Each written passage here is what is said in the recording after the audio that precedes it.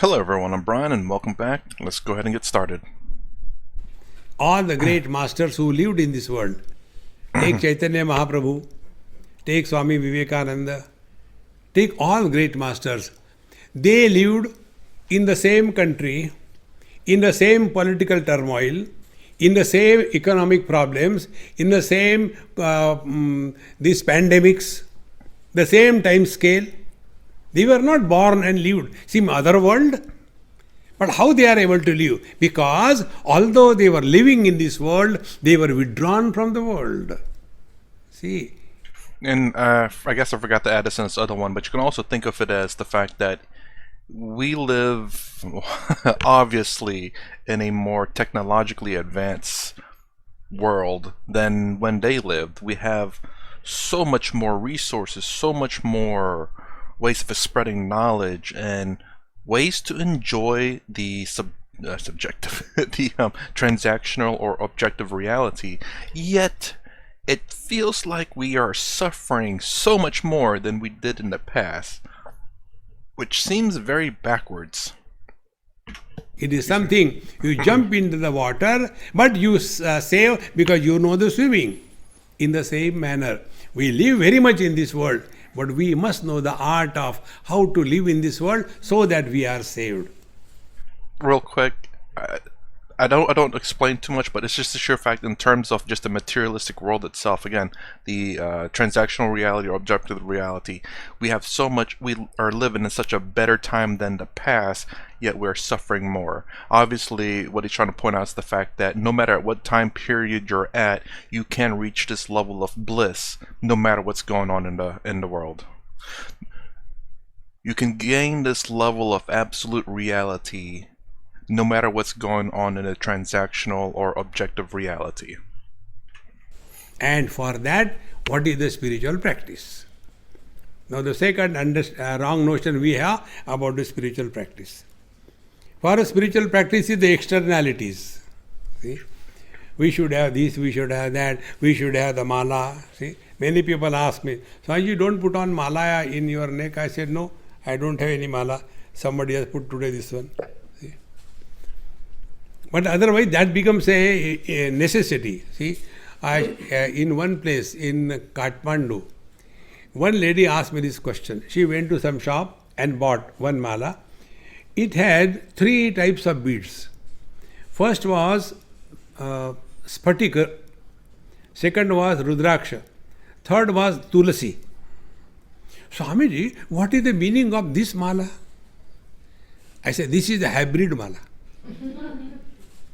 What is the meaning of this hybrid mala? When you touch the Spatika bead, you get lot of wealth. Really, Swamiji? Yes. Push. Then you touch the Rudraksha, all your money goes away.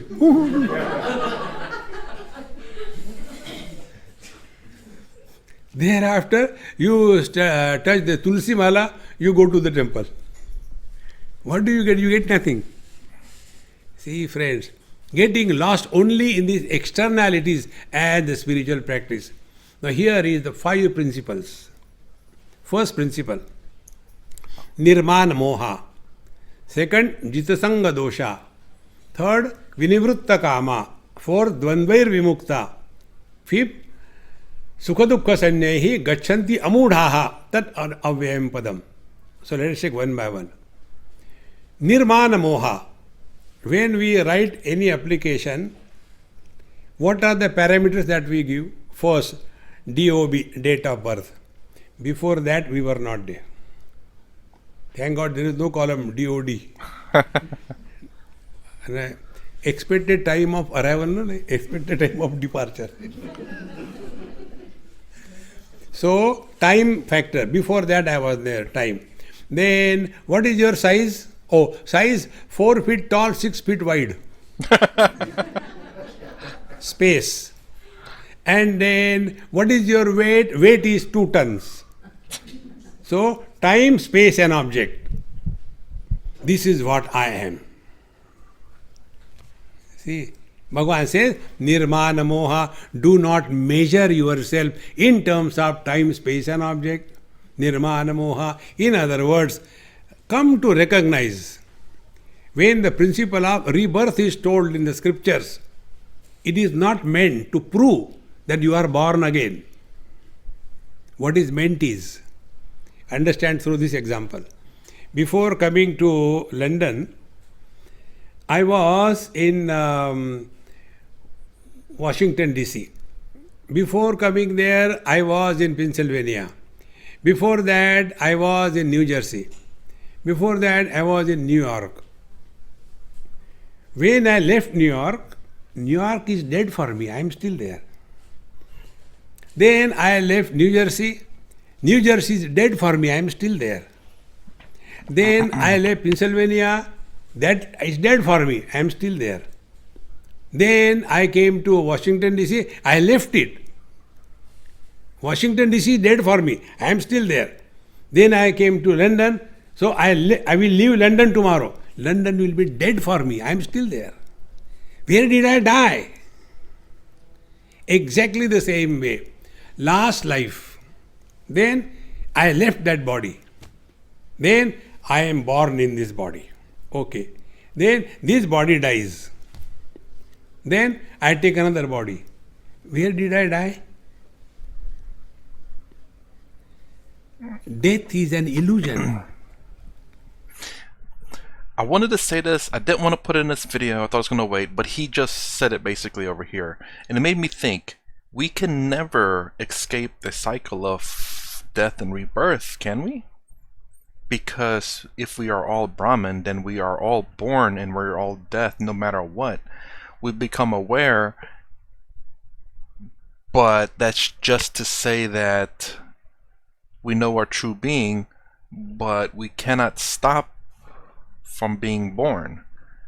And again, if everyone is Brahman, everyone's pure consciousness, I am me, you are me, I am you, you are you, then every person that's being born is you being born again, no matter if you've gained awareness or not. Is that the case then? Because I know Sadhguru said that he's been born, I think, was it 3 or 4 times prior, and he says that he's not going to be reborn again. But does he?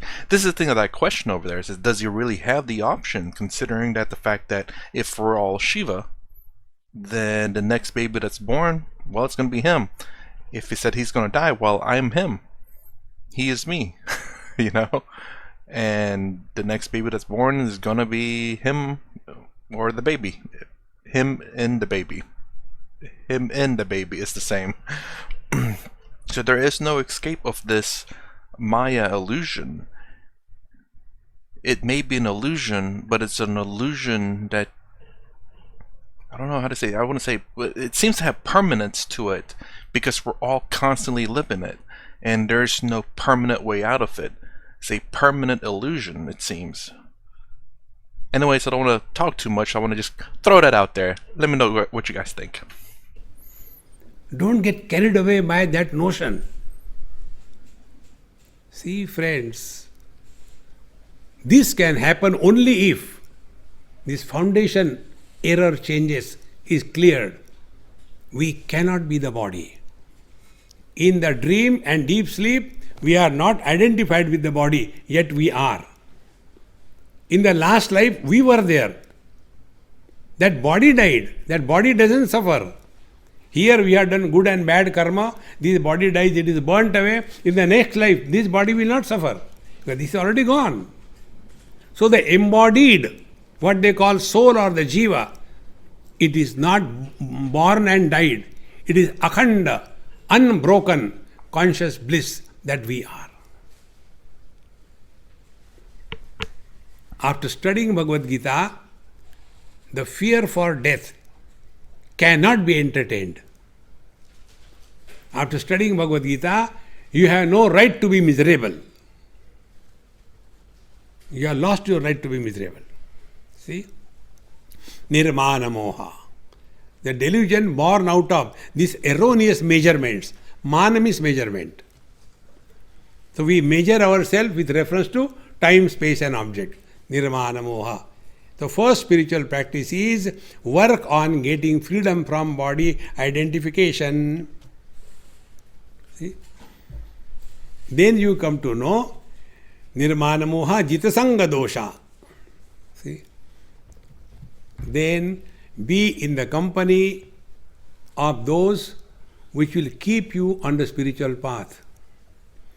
Don't get into the wrong company and destroy your life. Normally, we blame others. There is no need to blame others. We are solely, squarely responsible for everything that happens in our life. Jitasanga dosha. Now see how Jitasanga dosha we do not practice. We are very careful about our food intake so that body should be healthy. But are we careful about the food intake for the mind? What kind of books we study? What kind of literature we read? What kind of scriptures we study? No, all rubbish things. James Hadley Chase. Do you think in the dream you will get something else? Only you will get guns here and there. See? Or Barbara Cartland. See? One hospital I was there was one old lady. She asked me, Sadhu Baba, what are you doing? I said, I am studying Gita. Here also you study, and she put her hand behind. And I found she has hidden some. I said, hey, Mama, what are you hiding? No, nothing. I said, no, I want to see. That lady was pretty old, 80 ke kareeb. I saw that book. At that age, Barbara Cartland. At the age of 80. See, friends. Therefore, what kind of food we give to our mind? If you try this, if you sleep while chanting the Lord's name, Sri Ram, Jai Ram, Jai Jai Ram, Sri Ram, Jai Ram, Jai Jai Ram, Sri Ram, Jai Ram, Jai Ram. When you wake up, you will start from there.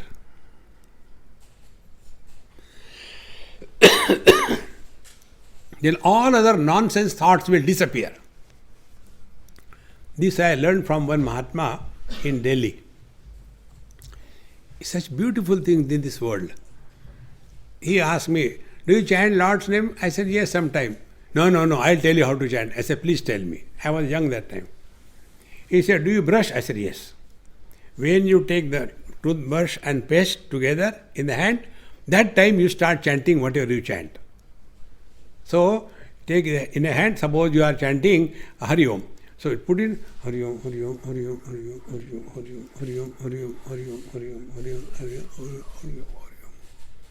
Suppose you chant for 5 minutes, 5 minutes are booked for Lord's name. Then, be greedy.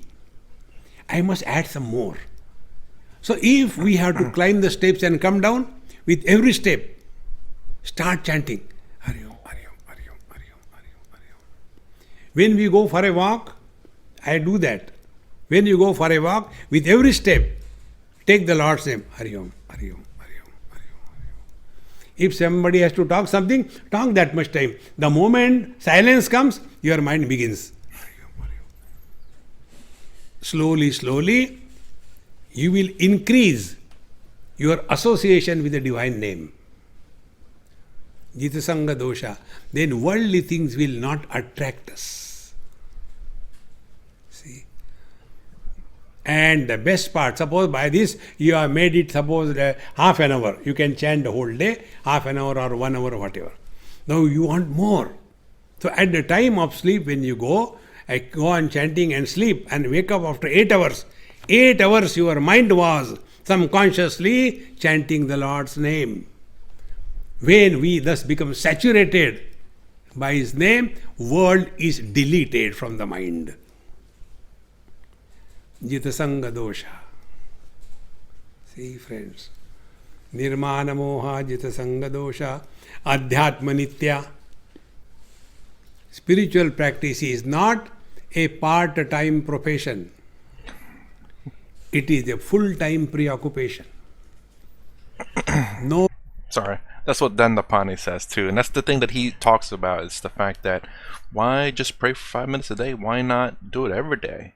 Why not be in that meditative state on a daily? Why just wait till you're about to go to bed or when you wake up to meditate? Why not be in that meditative state? That is something that I want to try to do. And I've weirdly enough have been kind of doing that without knowing it. And it's basically, it's understanding my emotions so that it doesn't get the best of me. Today, today, doing my chores, it really tested me. I did get upset. A few minutes later, I was fine. It was still upsetting, but I was fine. So again, I try to understand my emotions. For the most part, things don't get to me, but I still have that weakness. My thoughts, they go rampant, but I don't necessarily have to understand it. It's like, how do I say? It is like, I guess the way I explained it prior was the fact that it's like if your mind was the ocean, earthquake, wind will stir the ocean up. And if you're constantly trying to fight the earthquake and the wind, your mind will be you'll always be disturbed. You'll always be like, I gotta stop, gotta stop, gotta stop. Whereas you just let it happen. Mind it, no, don't mind it. Just let it do its thing. And then if there's anything that comes up that's nice, then think about that. Or if there's anything useful that comes out of that mess of an ocean, then use it. Otherwise, let it be. You know, don't mind it too much. Your thoughts, I guess that's the case. Don't mind your thoughts too much. If it wants to be chaotic, so long as you're not going crazy, no, it's fine. Just let it be. That's kind of what I do. Although my thoughts not necessarily chaotic, it's very. When a topic comes up, my mind tends to think about everything that it can think of in terms of memory. What relates to that? So this pen. What my mind thinks of, this is one of my favorite pens. Wait, it's it's the Micro 307. Well, that's not the brand, but it's 307's the thing, and it's Micro's the size. And I think my favorite pen, can't buy it anymore. So crap. But I mean, you know, and then there's other things like, what other pens are there? Is there another good pen that I could use instead of that one, just in case whenever that runs out? Do I have any pens in my workplace? Do I have pens stored somewhere else? You know, my mind thinks of all those things, but I don't really fight against it. And I think perhaps maybe, I'm not sure, but for me, it's for it to ramp up like that, but for me to mind it, not just for me to just observe the thoughts. I guess that's actually a pretty good way to say it, to observe the thoughts and just to see what's useful. It's like, meh, nah, nah, nah. Oh, okay. You know, kind of like that.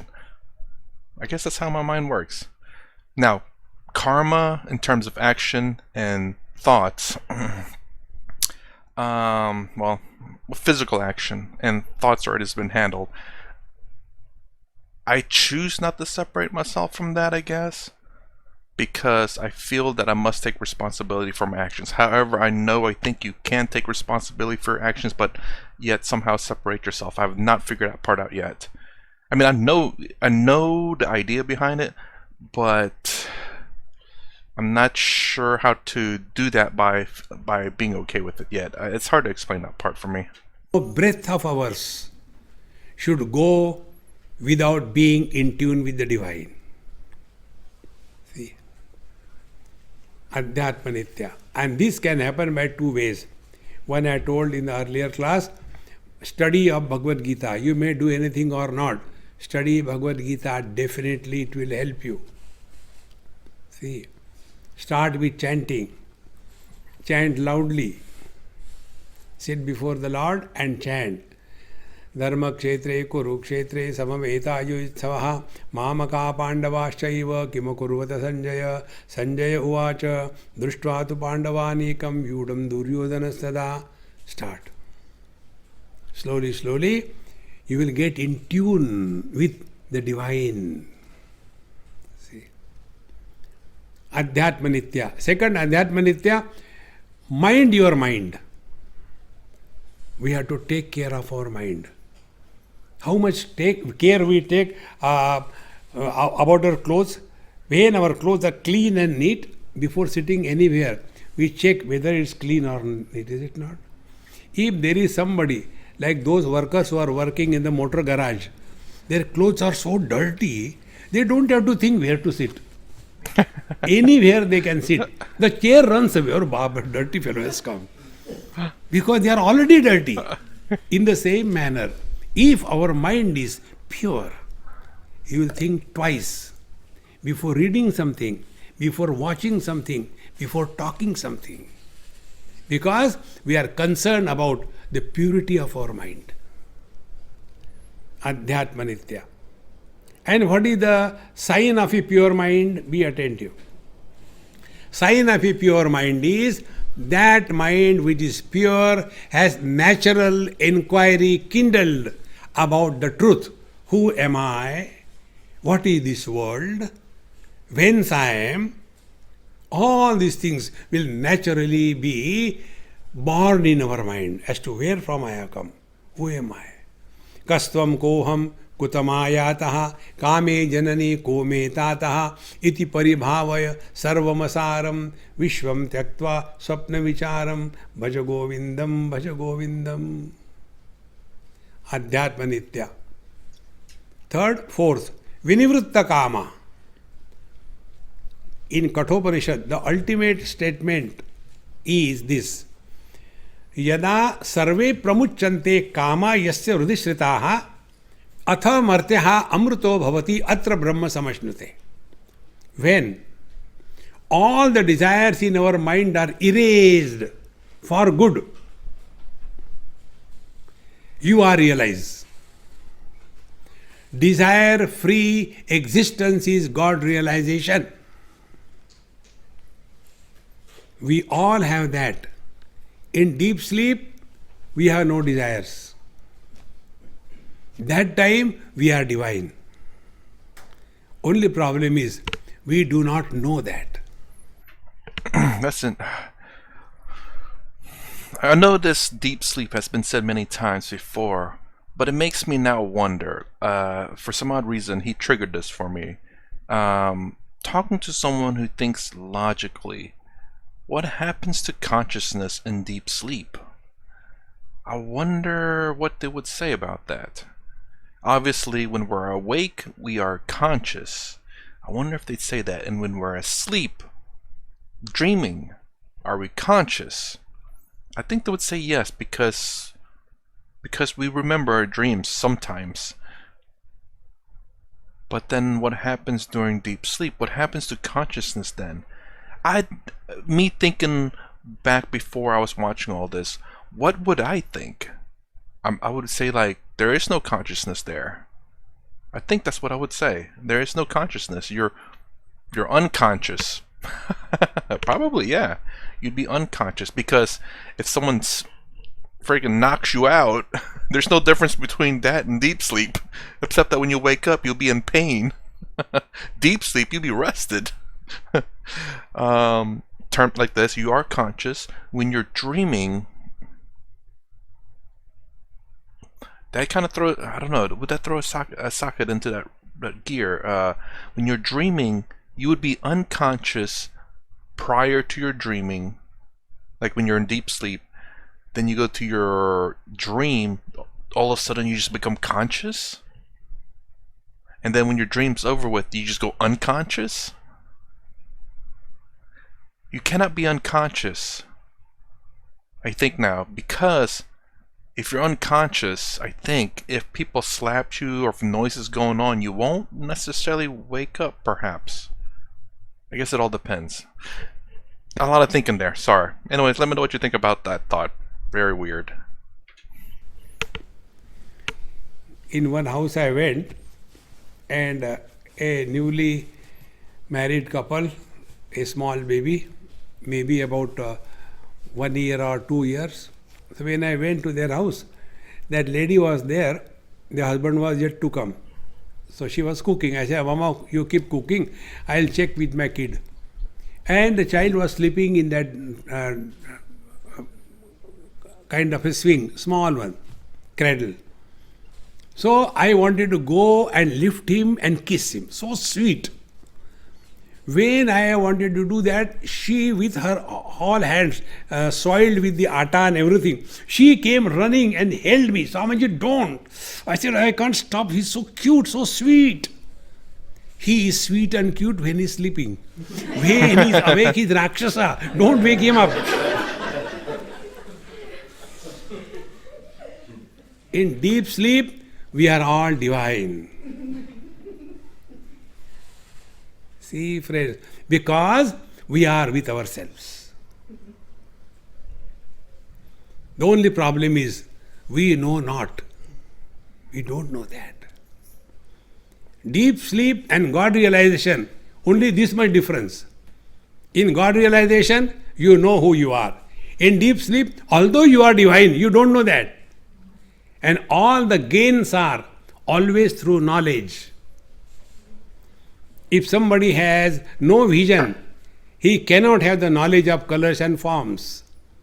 If somebody has no hearing ability, he has no knowledge of the sounds. And all the gains are only through knowledge. So also, we have to know our essential nature. Actually, a very good point. The fact that, if you can't see, you don't know what it is to see. You must experience it. No one can, even though you can hear, people cannot describe it to you because you'd have no understanding of it.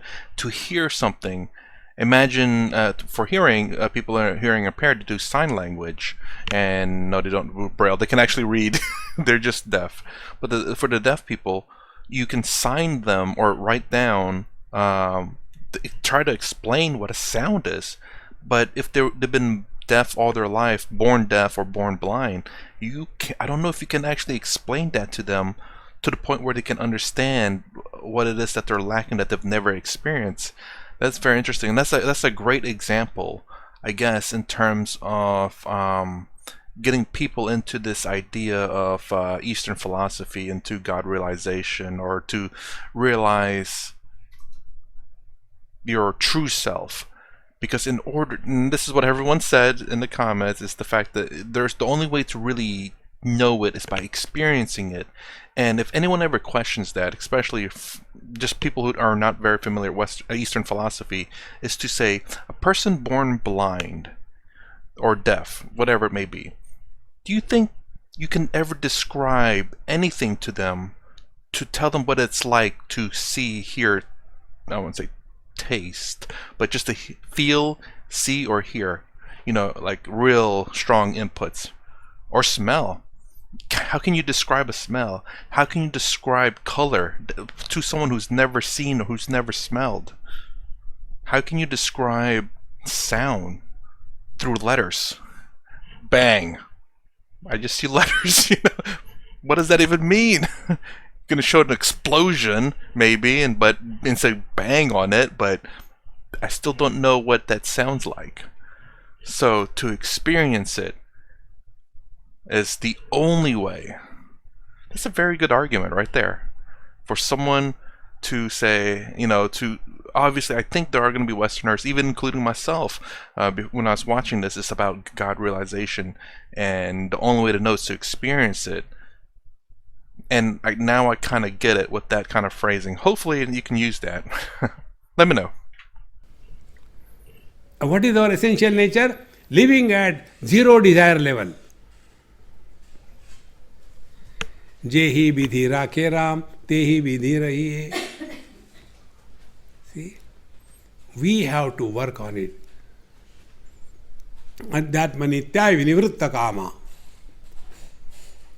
Our life is only unsuccessful attempt to fulfill our desires. Right from childhood, if you enumerate how many desires we have fulfilled, there is no end to it. Have we come to a point, no more desires? Till the last moment, I want this, I want that, I want this, I want that. See?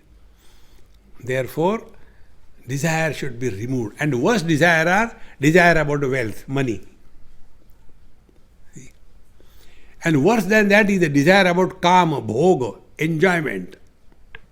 In Ishavasya Upanishad, this thought comes in a very exhaustive way. Andham tamaha pravishati de avidyam upasate tato bhuyayet ivate tamaha yau vidyaya gamrataha. Those who are engaged only in money, money, money. You can see the corruption cases going throughout the world.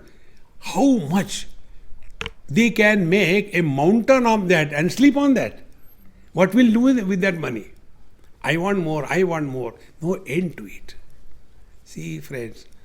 Therefore, no desires is the goal of life. And therefore, we have to discover Patanjali, according to Patanjali, Santosha, contentment. Try to be happy with minimum. Lesser the possession, travel light happily. See, life becomes very beautiful. That is the fourth spiritual practice. And the last one is Dvandvair Vimukta Sukha Dukkha Sanyahi. We have to recognize, accept it. This world is always existing in complementary opposites, joy and sorrows. Joy cannot be only joy, it is always supported by the sorrows. Gain, loss. Nobody can change this rule. Therefore, the world is like this. Sometimes it's a day, sometimes it is night. Sometimes it is gain, sometimes loss. Sometimes joy, sometimes sorrow. This is what life is. So, Dvandvai Vimuktaha, let us accept it gracefully rather than suffering because of that. Dvandvari Vimukta Sukha Dukkha Sanyahi. Then, Gachanti Amudhaha. Such people have gone beyond the wrong notions of life. Such people alone, tat avyayam padam gachanti. They alone can attain their absolute conscious blissful self that we are. See. Now thereafter, we have the notion about being a soul in the body. Now Bhagavan says, Mamai vansho jiva loke jiva bhutas sanatanaha manashyasthani indriyani prakriti sthani karchati shariram yadavapnoti yachapyut kramati shvaraha gruhitvaitani sanyati vayurgandhani vasayat shrotram chakshus parshanam cha rasanam granameva cha adhisthaya manaschayam vishaya upasevate utkramandam sitam vapi bhunjanam va gunanvitam. This is the important thing. Vimudha nanu pashyanti pashyanti jnana chakshusha. Here is the story of the jiva, the soul. Bhagavan says, Mama eva amshaha. A fraction of me becomes the soul. And then the story goes. Then the soul has got these five sense organs, etc. He enjoys and he leaves the body. He goes to the next body and then he goes like that. Blah, blah, blah. The story goes on. It's such a wonderful story. But the important thing we forget or we bypass. Bhagavan says, Vimudha nanu pashyanti. Dull-witted do not understand the meaning of this story. See? Pashyanti jnana chakshusha. But those who have the vision of wisdom, they only understand this. Now what is that? When Bhagavan says, Mama eva amshaha jiva loke. What is Paramatma? Paramatma is infinite.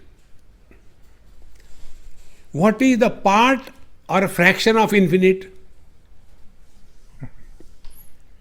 Can the infinite be fractioned? You cannot. We can imagine. It is not real. Earlier, some of you may be knowing or may not be knowing. Indian rupees used to be 64 paisa. See, now India was progressing.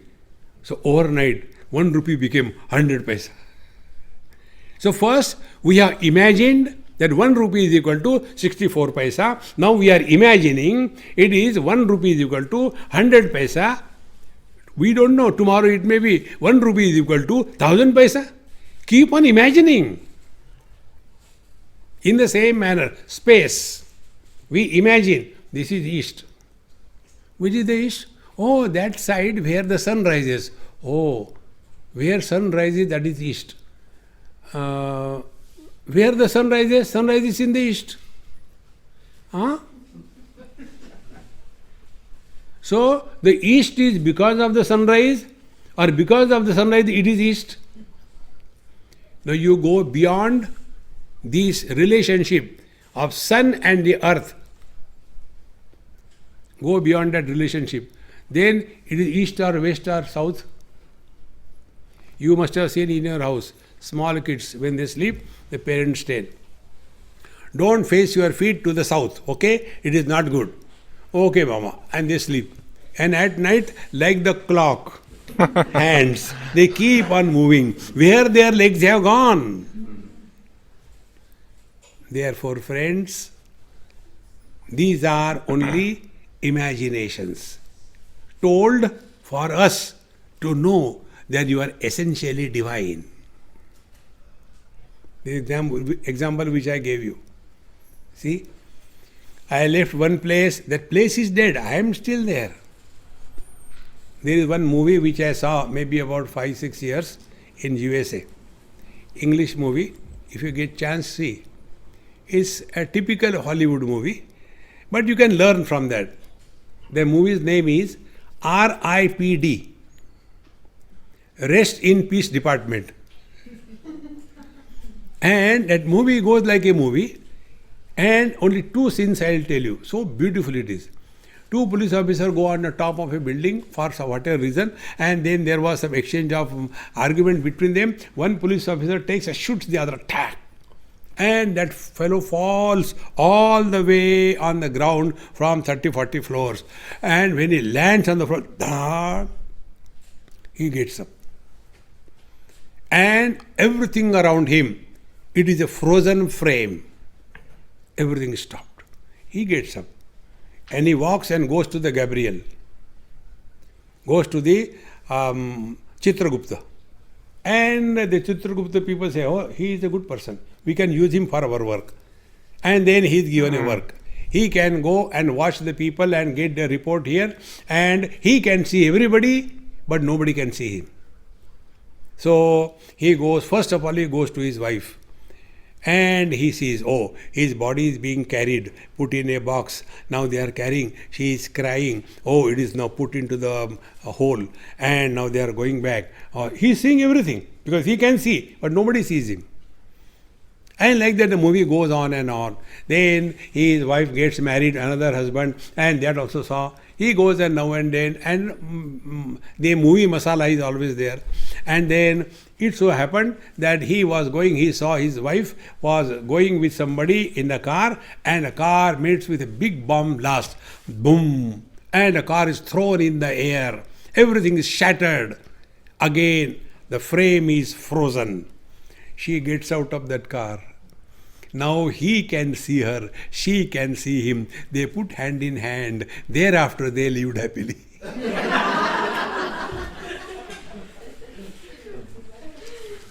See, friends. Now what we learn from this movie? Don't go into the other part. That the body dies, not we. Oh. So when we don't die, how can we be born? Well, I think that takes more of a Western approach. It's the fact that the spirit itself is born with the body, and then when the body dies, the spirit continues afterwards. But it's a duality, though. Still, you're the spirit, and there's God, and then you go to the heavens. But I like the one he was talking about earlier about. When I was in New Jersey, then I flew to New York. New Jersey's dead, and it kind of reminds me of the thing that I kind of watched a couple of years ago about, how maybe this life is a like Matrix, where how do we know that we are real, or how do we know that I'm not living in the simulation and I'm doing this for the computer? Like, how do I know that you're really watching me?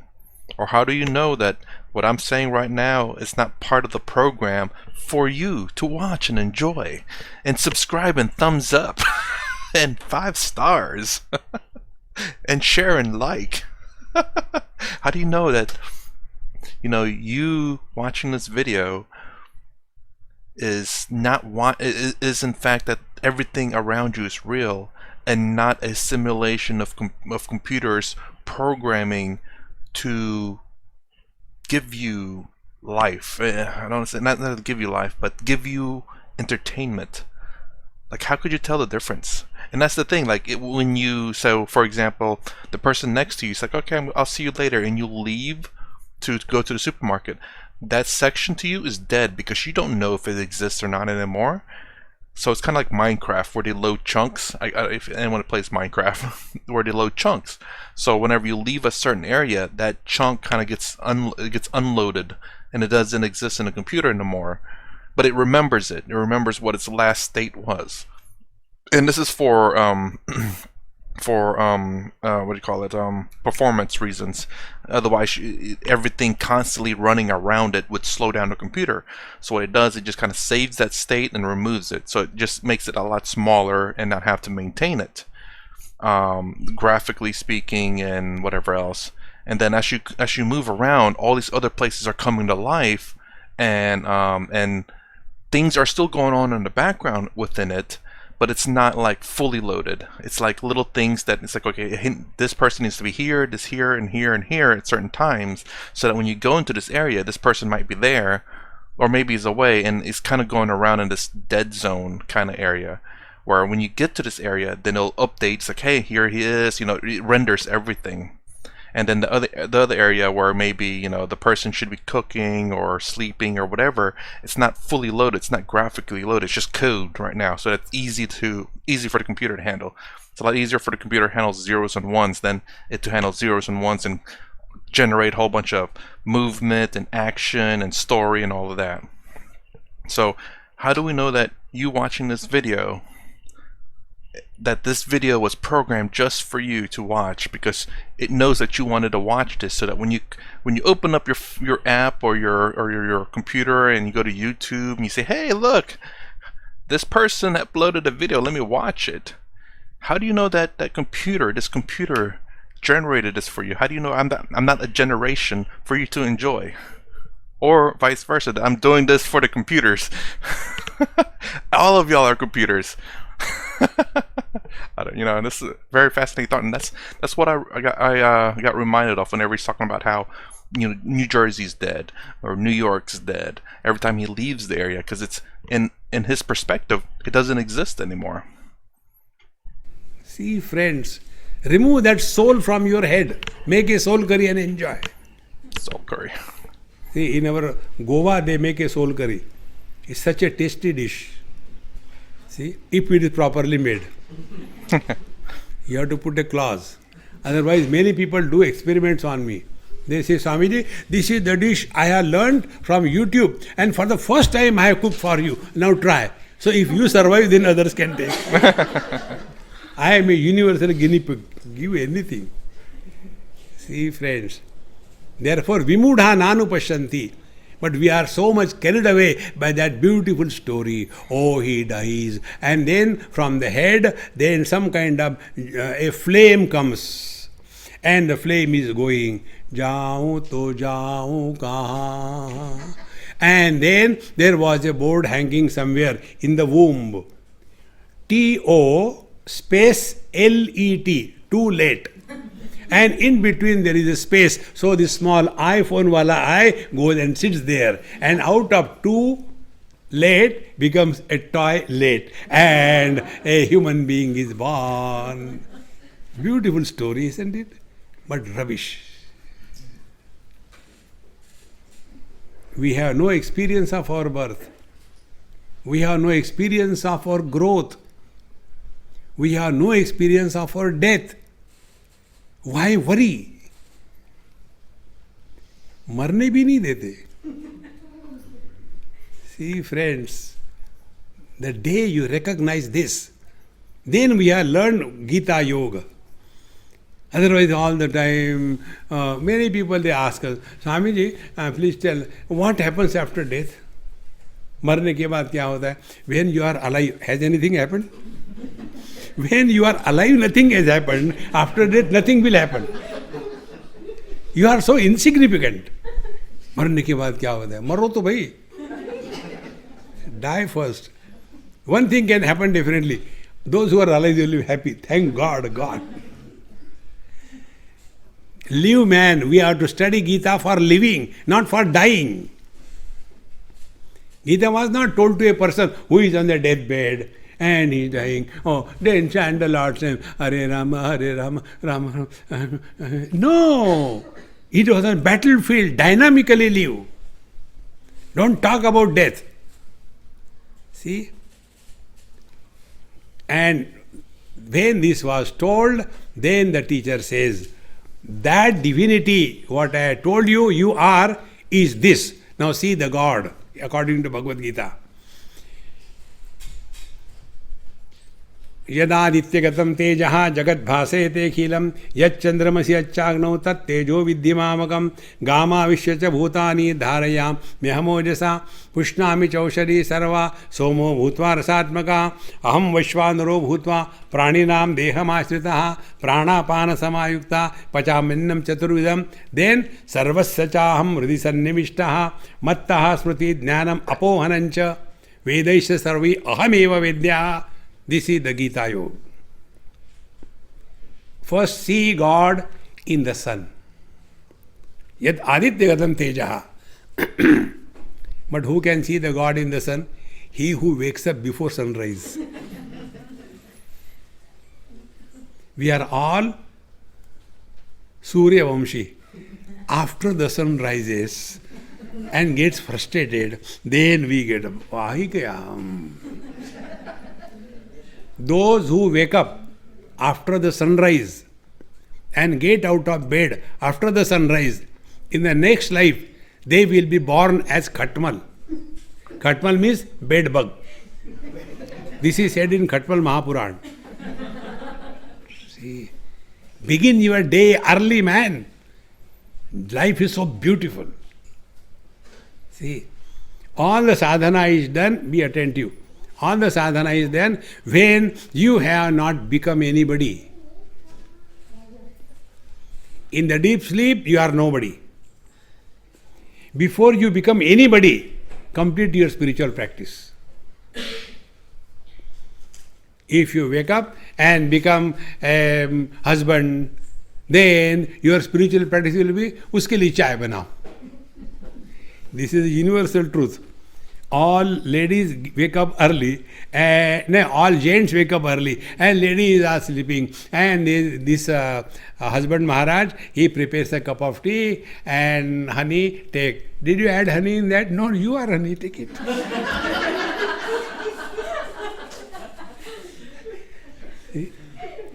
Unless we recognize this, begin your day before you become anybody, then only the truth is revealed. If as a husband you sit for meditation, who will be your Anishta Devata? Not Ishta Devata. Who will be Anishta Devata? Belan Devi. Standing with a belan in the hand, Katchi in the hand. Remain as nobody. You don't have to struggle in meditation, in prayers. See, friends. Therefore, Yadadityagadam Tejaha. If you want to see divine in the sun, begin your day early. Yet Chandramasi in the moon, it is in the form of the nectar, because of which all the plantation gets the food ability. Then Gama Vishyacha Bhutani, entering the earth, I support the vegetation. Then Vaishvanaro Bhutva Praninam Deham Ashrita, then entering the stomach, I do the digestion. We don't do digestion. And I digest 4 types of food. Pachamennam chaturvidham. Then, so Bhagavan started from where? Sun, moon, fire, earth, then stomach, then from the stomach, now he is coming in the heart. Sarvasya chaham hridhi sannivishtaha. So you see the God in your heart. What you are doing, sir, there? Sarvasya chaham hridhi sannivishtaha. In a place I was talking on this verse, and to make the whole thing light, I said, you know what Bhagavan is telling? Sarvasya chaham hridhi sannivishtaha. Bhagavan Krishna is to take chaha, tea, every day in the morning. When I said like this thing, after my talk was over, there was one Gambhirananda person. Swamiji, how can you say Bhagavan Krishna was taking tea in the morning? During his time there was no tea. I said, you were there? He said, no. I said, I was there.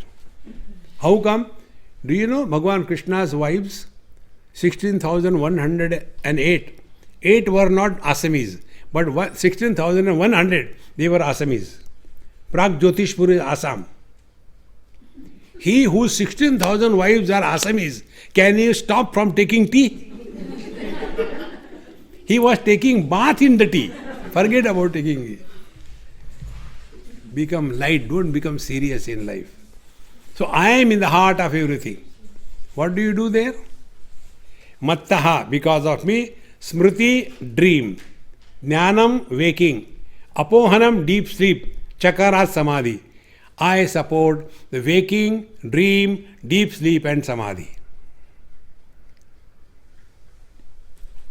Sarvaihi Vedaihi, this aham eva vedyaha.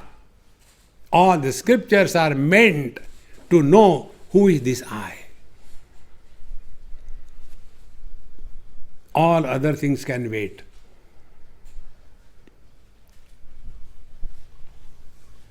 See, and thereafter Bhagavan Krishna gives further information that Dva imo purusho loke ksharascha evacha ksharas sarvani bhutani kutasto kshara uchyate.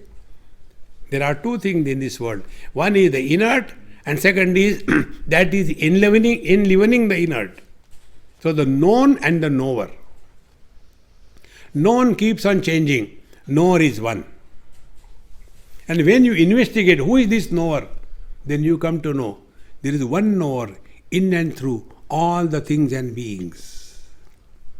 Yasmat ksharamati aksharadavichottamaha atosmi loke vedecha pratita purushottamaha. Because I support both the inert world and the sentient world. And yet I am beyond them. Therefore, I am called a Purushottama. In this manner, he who knows me. See, iti guhyatamam shastram. This is the ultimate in Bhagavad Gita. The essence of Upanishad, Vedas is Upanishad. Essence of Upanishad is Bhagavad Gita. Essence of Bhagavad Gita is 15th chapter. Essence of 15th chapter is this. Iti guhyatamam shastram. Idamuktam mayanagha. O sinless Arjuna, whatever was told by me to you, etad buddhva. Not krutva. You don't have to do anything. Only come to recognize your own divine nature. Etad buddhva buddhiman syat. Then you are really intelligent. What is the sign? Krutakruttascha bharata. Life is fulfilled. There are no loose ends left behind. This is the Gita Yoga according to the path of knowledge and the path of devotion. So see God right from sun up to yourself. Don't condemn yourself. Papoham papa karmaham. No, you are not a papi. You may be called by your children, Papa. Papaha, papau, papaha. See? Therefore, come to discover this truth and be happy. Life is fulfilled only when the divine expresses through us. And for that, we have to empty the garbage. And in that emptiness, the divine expresses in full glory. Let us give it a chance. Om Purnamadaha Purnamidam Purnat Purnamudachyate Purnasya Purnamadaya Purnameva Vashishyate. Om Shanti Shanti Shanti. Harihi Om. Sri Gurubhyo Namaha. Harihi Om. Okay. I'm starting to get a better understanding, more so, of the different yogas now. I mean, I thought I did before. I was still a little confused in terms like karma. I thought it was actually just physical action, and I thought thoughts was jnana. but now I understand that karma is both thoughts and physical action. Bhakti is devotion through doing all your actions.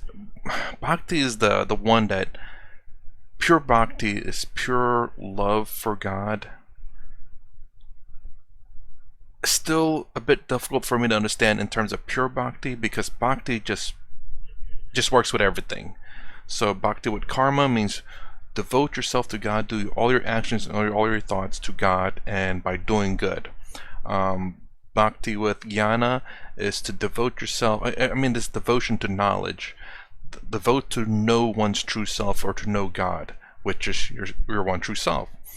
Then raja, devotion to meditation, devote to knowing, experiencing oneself through meditation, as opposed through understanding that, instead of through knowledge, but through meditation. Understanding that you are the one true God by, in a sense, disassociating yourself from the objects and from the emotions and from the actions and from basically everything. If I'm correct on that one. And now the last thing I'm going to go through is Raja Yoga, which is meditation. I don't know if we have to watch so many of that. It seems pretty straightforward, but we'll see. So anyways, that's the reaction of Jnana Yoga, Gita Yoga, Retreat UK 2022 with the Swami over here. He has a long name, and it is very difficult. Yeah, I'm not gonna even try. It's difficult for me right now, especially I don't have it in front of me. Anyways, that's my reaction to this. If you like my content, please consider subscribing. Thumbs up, thumbs down below. Thanks for watching. I'll see you in the next vid.